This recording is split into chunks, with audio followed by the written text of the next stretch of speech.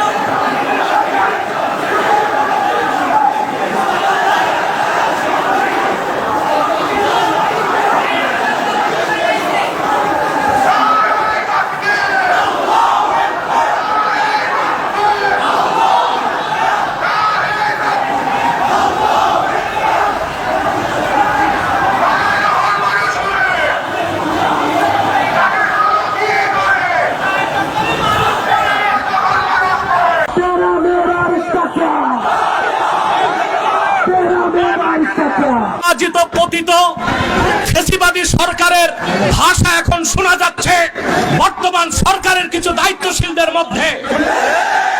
যেভাবে 16 বছরের ফ্যাসিবাদ ভেসে গেছে, আরেকটা বিপ্লবের তোরে মার্কিন দালাল যারা বাংলাদেশে মার্কিন এজেন্ডা বাস্তবায়ন করতে চাও তারাও ভেসে যাবে।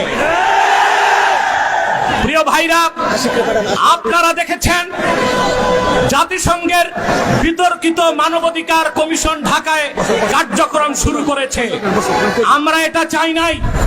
পৃথিবীর 16টি যুদ্ধ বিধ্বস্ত রাষ্ট্রে জাতিসংঘ মানবাধিকার কমিশন কাজ করে। আমার প্রশ্ন, বাংলাদেশ কি যুদ্ধ বিধ্বস্ত না স্বাধীন বাংলাদেশ? তাহলে এখানে জাতিসংঘের মানবাধিকার কমিশন কেন? তাহলে বোঝা যাচ্ছে মার্কিন দালালরা বাংলাদেশকে যুদ্ধের দিকে ঠেলে দিচ্ছে। এক সাগর রক্তের বিনিময়ে হলেও 55,000 বর্গ মাইলের বাংলাদেশের কোন 1 ইঞ্চি জায়গায় মার্কিন আগ্রাসনকে প্রতিষ্ঠিত হতে দেওয়া হবে না, হবে না। প্রয়োজনে সাইফুদ্দিন কুতুস, রুকনুদ্দিন বাইবার্স, শাহজালাল ইয়ামানির উত্তরসূরিরা আরেকবার দেশের স্বাধীনতা রক্ষায় সশস্ত্র বিপ্লবের ডাক দিতে বাধ্য। আমি বলে থাকি জাতিসংঘ, United nation is nothing but A Christian club. জাতিসংঘ মুসলমানের পক্ষে কখনো কাজ করে না। অমুসলিমদের অধিকার রক্ষাই তাদের কাজ।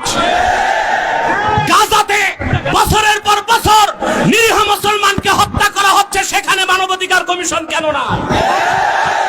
কাশ্মীরে মুসলমানদের হত্যা করা হচ্ছে, সেখানে মানবাধিকার কমিশন কেন না? চায়নার উইগুরে মুসলমানদের হত্যা করা হচ্ছে, সেখানে মানবাধিকার কমিশন কেন না? আমরা জানি মানবাধিকার কমিশন কেন।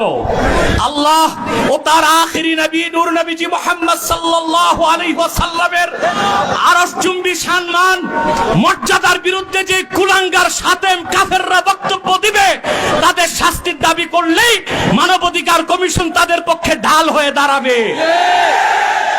খেলাফত প্রতিষ্ঠার কথা যারা বলবে, জিহাদের কথা যারা বলবে, জঙ্গি তকমা দিয়া তাদের কারাগারে বন্দী করতে চায়, আর সুযোগ দেওয়া হবে না। কোন একজন আলেমকে জঙ্গি তকমা দিয়ে জেলখানায় ঢুকালে জেলখানার ইটগুলোকে একটা একটা ছুটিয়ে দিবে বাংলা।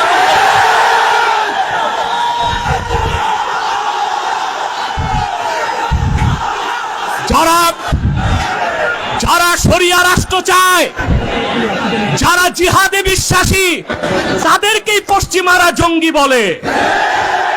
আর যারা বুলেট নয়, ব্যালটের পূজারি, ওইসব পীর আর মৌলবীদেরকে পশ্চিমারা মডারেট মুসলিম বলে। তারা মডারেট মুসলিম না, মুনাফেক মুসলিম। প্রিয় ভাইরা, জঙ্গি শব্দের উৎপত্তি কখন থেকে? টুইন টাওয়ার হামলার পর থেকে পশ্চিমারা প্র্যাকটিসিং মুসলিমদেরকে প্রশ্নবিদ্ধ করতে, জিহাদের বিরোধিতা করতে জঙ্গি শব্দ আমদানি করেছে। আর পশ্চিমাদের পাঁচাটা গোলাম প্রথম আলো কর্তৃপক্ষ এই জঙ্গি নাটকের পক্ষে তাদের বুদ্ধিভিত্তিক সহযোগিতা করেছে। সেজন্য আমি বলবো, মুজিবের 32 নাম্বার যদি ভাঙ্গা যায়, প্রথম আলোর অফিসকে মাটির সাথে ঘুরাই দিতে হবে। এটাই বাংলাদেশের আলেমদেরকে জঙ্গি তকমা দেবার ন্যারেটিভ তৈরি করে। জঙ্গি, আমি বলি জঙ্গি খারাপ না, জাং থেকে জঙ্গি। জাং মানে যুদ্ধ, আর জঙ্গি মানে যোদ্ধা।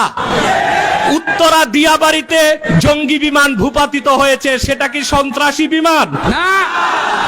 যিনি পাইলট ছিলেন তিনিও জঙ্গি, যেহেতু যোদ্ধা। মুক্তিযোদ্ধারাও জঙ্গি, যেহেতু যোদ্ধা। এই শব্দটার অপপ্রয়োগ বাংলাদেশে শুরু হয়েছে শুধু ইসলামী রাষ্ট্র যারা প্রতিষ্ঠা করতে চায়, জিহাদের পক্ষে যারা, তাদের কণ্ঠ রোধ করার জন্য। তা মেনে নেওয়া হবে না, বরদাস্ত করা হবে না। এই মহাসমাবেশ থেকে ডক্টর ইউনূসকে বলছি, কান পেতে শুনে রাখুন, আপনার হালুয়া রুটির ভাগ যারা খায়, আপনাকে তারা বাঁচাতে পারবে না। অনতি বিলম্বে উলামায়ে কেরামকে জঙ্গি তকমা দেওয়া বন্ধ করতে হবে। যে সমস্ত নির্যাতিত আলেম কারাগারে আছে তাদেরকে মুক্ত করে দিতে হবে। আর জাতিসংঘের বিতর্কিত কমিশন কার্যক্রম বন্ধ করতে হবে, নতুবা আমরা মার্চ টু যমুনা দিতে বাধ্য হব।